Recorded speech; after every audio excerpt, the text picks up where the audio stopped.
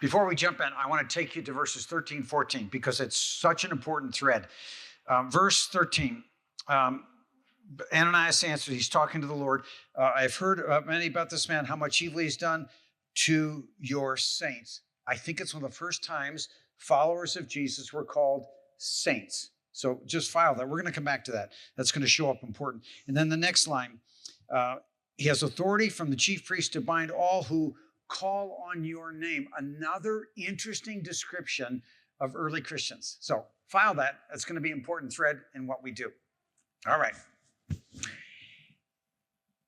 At the camp where I do these men's weekends, I had run an errand late on Friday, and I was stopping at the lodge. I was going to drop off what I got for this guy in town.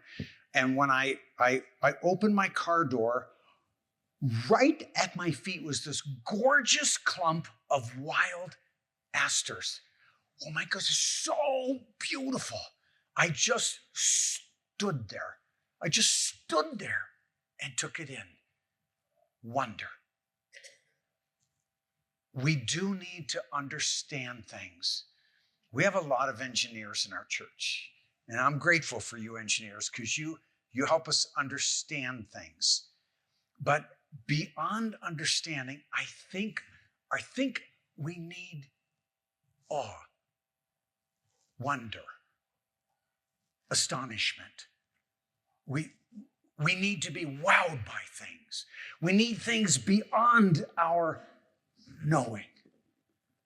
So here's an example. I know we don't use stamps anymore. I mean, rarely. But the U.S. Postal Service has this series of stamps called Life Magnified. And they are stunning, just stunning pictures. So, for example, they have this picture of red blood cells. Look at that. Isn't that amazing? That just brings up awe for me.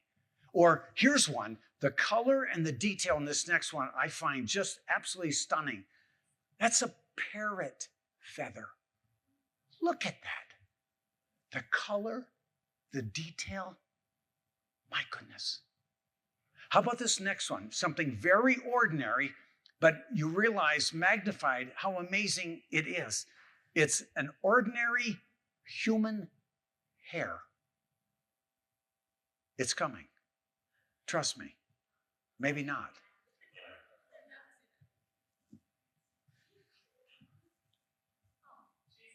Are you seeing any of these pictures? I'm seeing them back there. You're not seeing them? Okay, we're not going to do this sermon. We're going to stop right here. It's falling apart on me. Okay, anyway, there it is. You got to look back there to see it. That is not very amazing, but that is... Oh, you people on the balcony, you can't see this at all. I'm so sorry. Okay, let's regroup here somehow. Don't ask me how. Okay. I think we need awe. That's my point. And here's what's happening in Acts chapter 7, 8, and 9. For reasons hard to understand, the Jews thought that the story of God was just for them. It never was just for them. You go back and look in scriptures in the Old Testament, God always intended to reach the whole world. But Jews thought it was just for them. And so in the story of Jesus, as it's unfolding, the early believers might have fallen into thinking it was just for them. But God has such a bigger plan that what he does is he announces that plan with all kinds of extraordinary things. Chapter 7. And his worst moment, Stephen's life, Jesus appears to him from the heavens. That's stunning.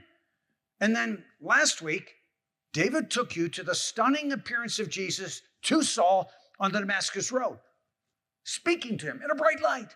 Stunning.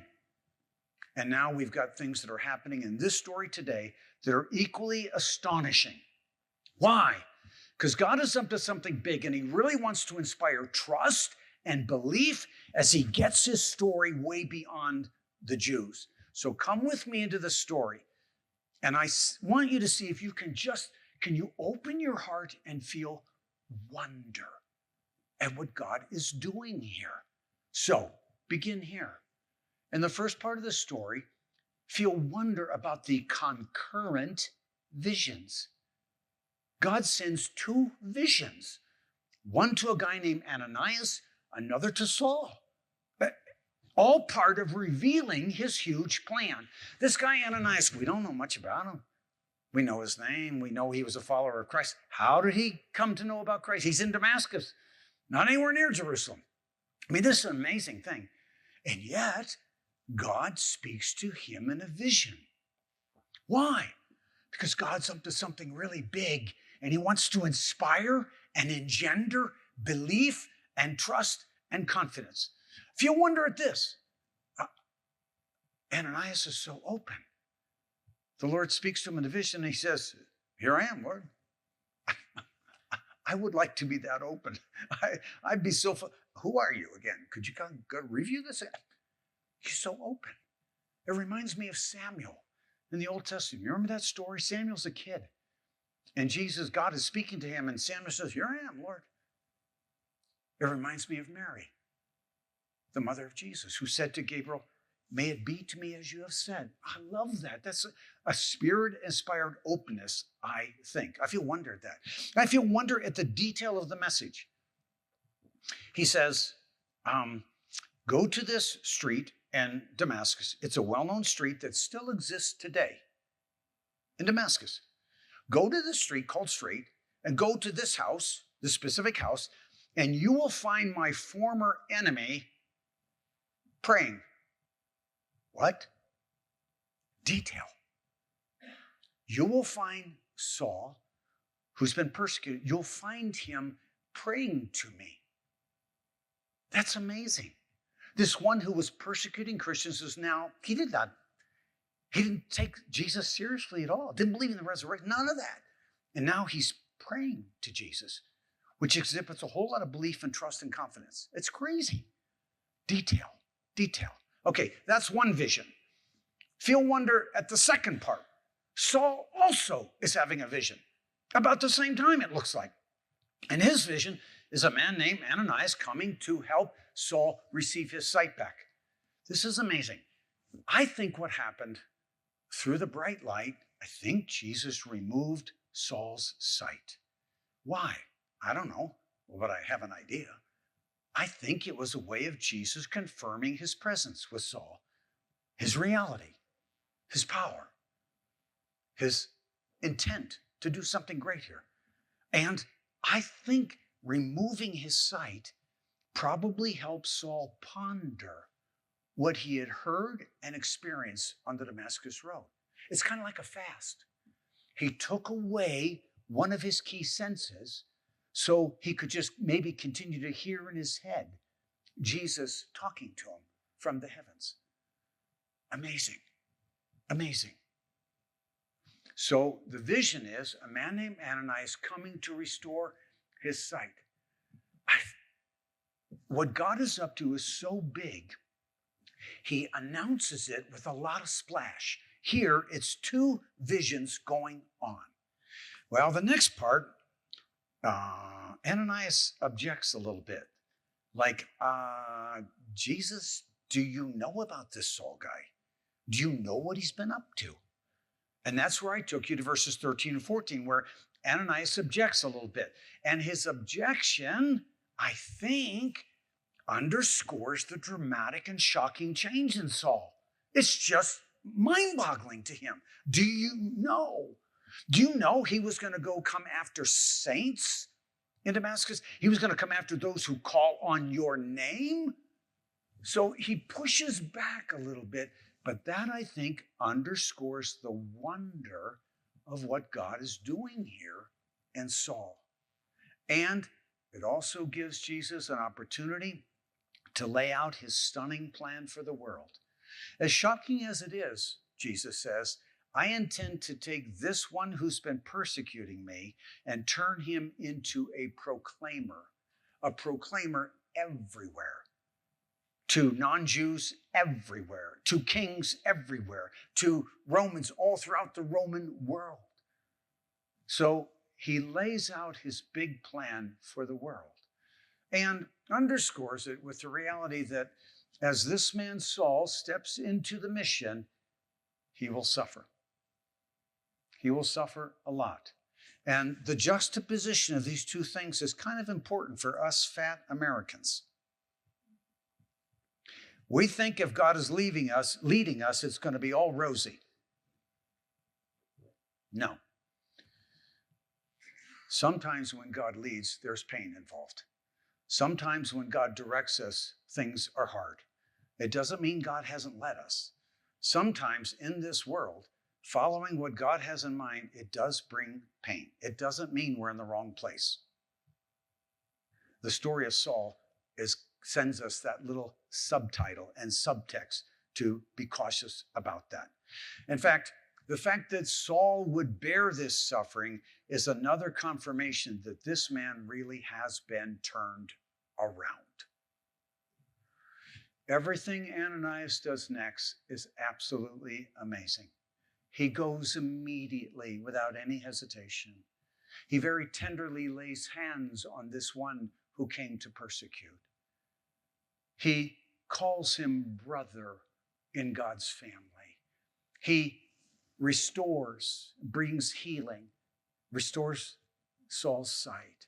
He, in a very special way, brings the complete filling, it seems to me, of God's Spirit. God's Spirit was on Saul because he was praying. We know that.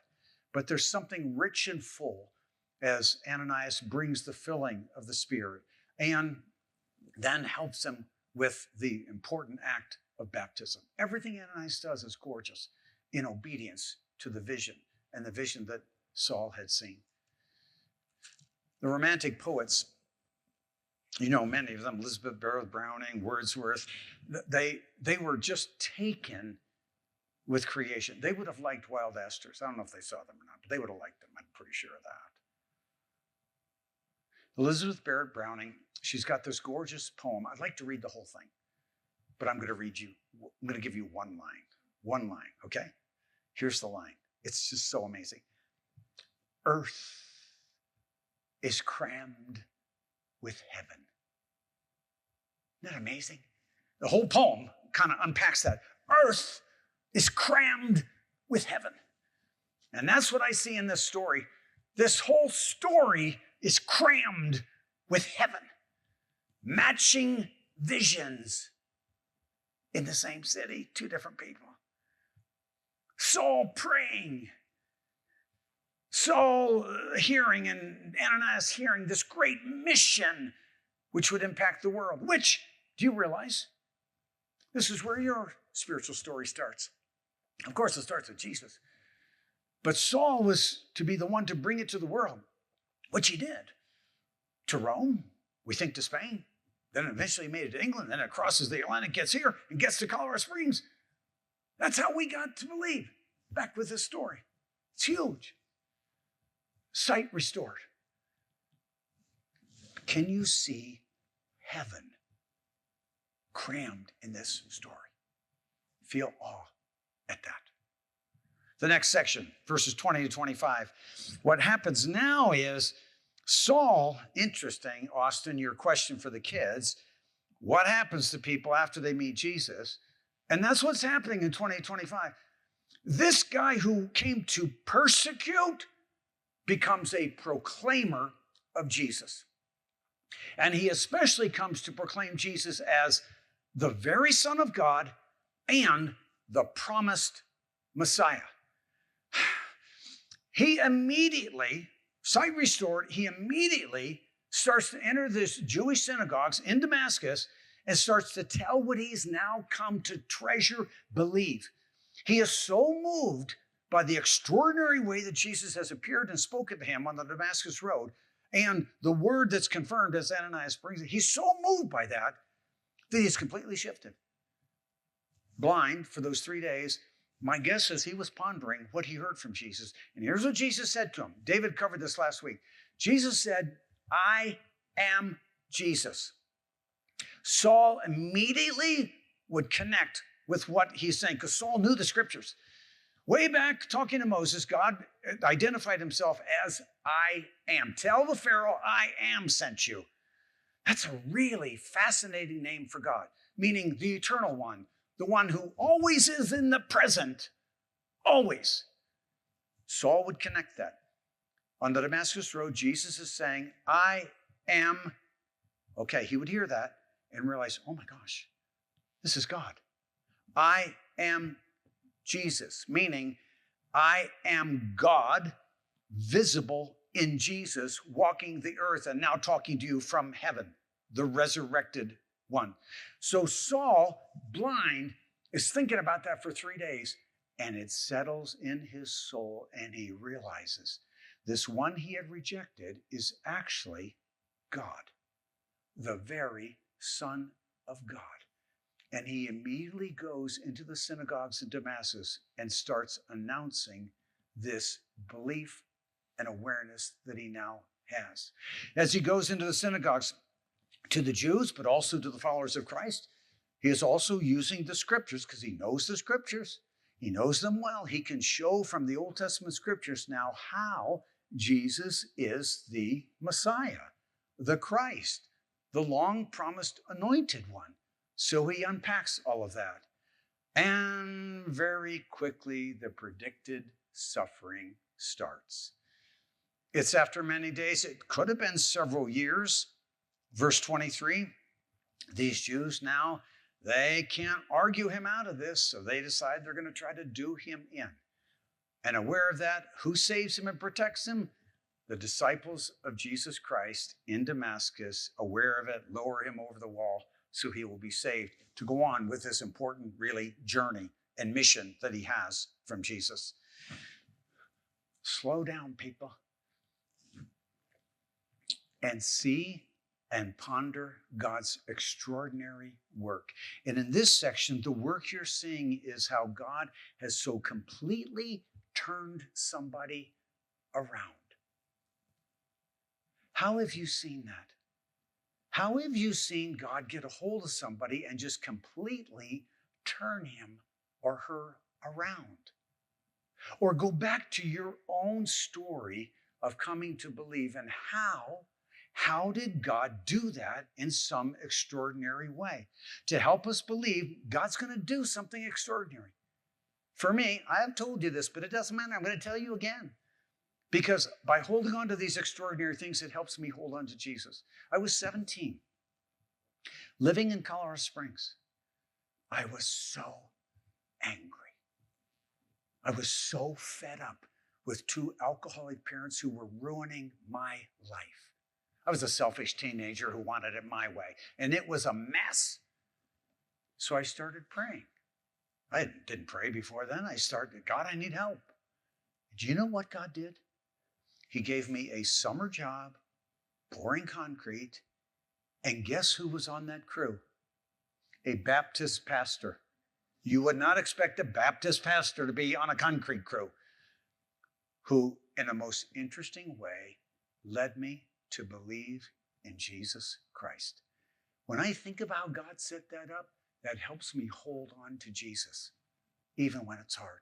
So what do you have like that in your story? What do you have? Oh, here's something I believe. Felipe and Taya, God's going to do some extraordinary things to help that church happen. He's going to do some special things to make him known in that province. He's going to do it. That's what God does. To advance his name, he does extraordinary things that people notice and they go, and that helps us trust and believe. Part 3 of the story. Part 3 of the story, when the suffering happens in Damascus, what happens is Saul heads to Jerusalem. And in Jerusalem, what happens is really important. What happens in Jerusalem confirms the work that God has done in Saul and is going to do through Saul to the world. Because Jesus lived and died in Jerusalem. Because the apostles were right then in Jerusalem.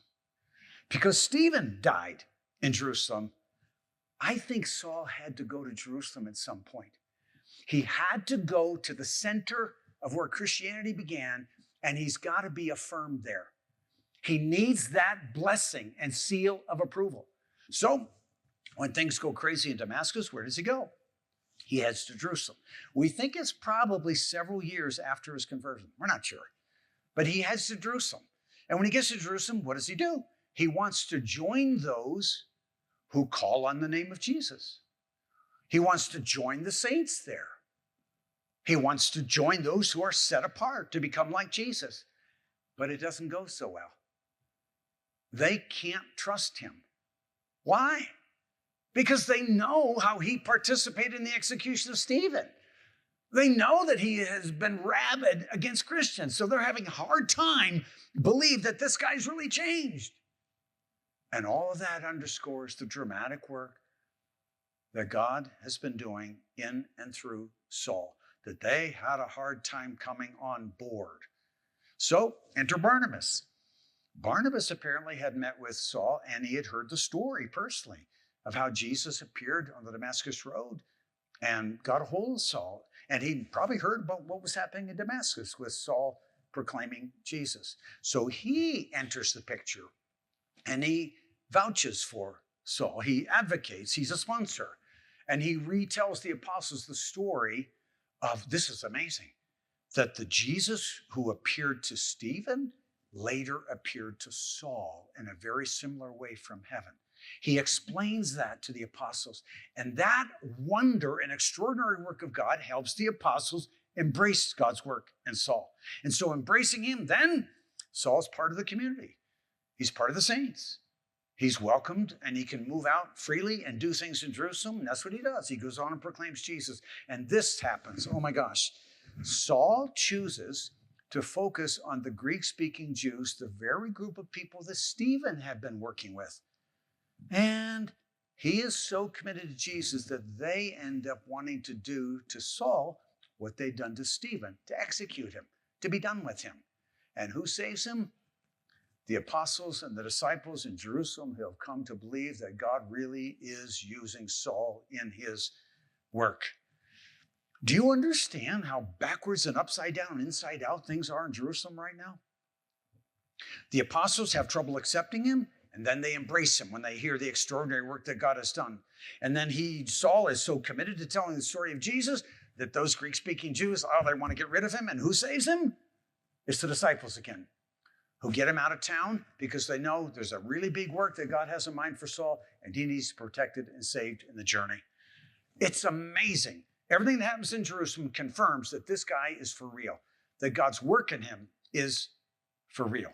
Verse 31. Luke has these summarizing descriptions that occur at various places in the book of Acts. The very first one, I think, occurs in chapter 2, verses 42 to 47, kind of a summarizing thing that describes the church. We have another one in chapter 4. Verse 31 is another one.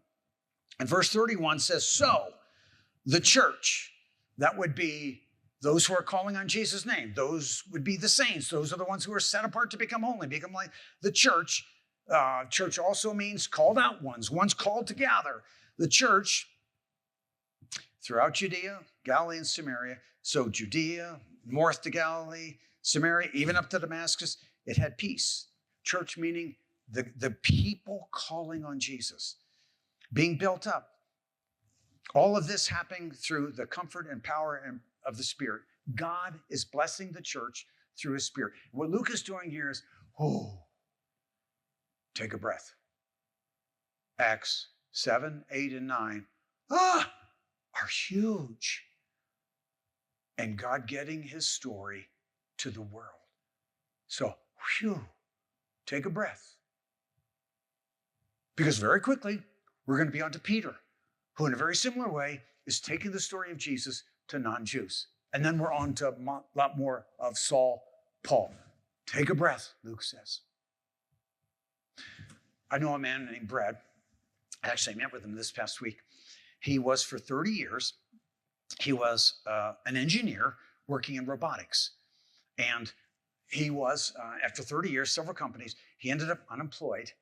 And what he did during that period was he set up in his house what he called a prayer closet.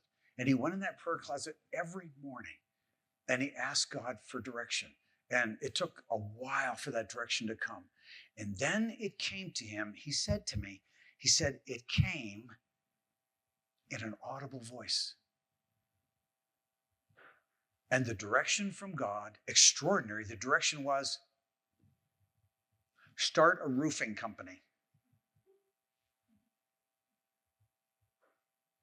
That would take an audible voice from me to go from being an engineer to start a roofing company. The day that happened, Brad just began to sob, realizing he'd been seeking God for a number of weeks, and the answer was unmistakably clear. So he did it. He started a roofing company.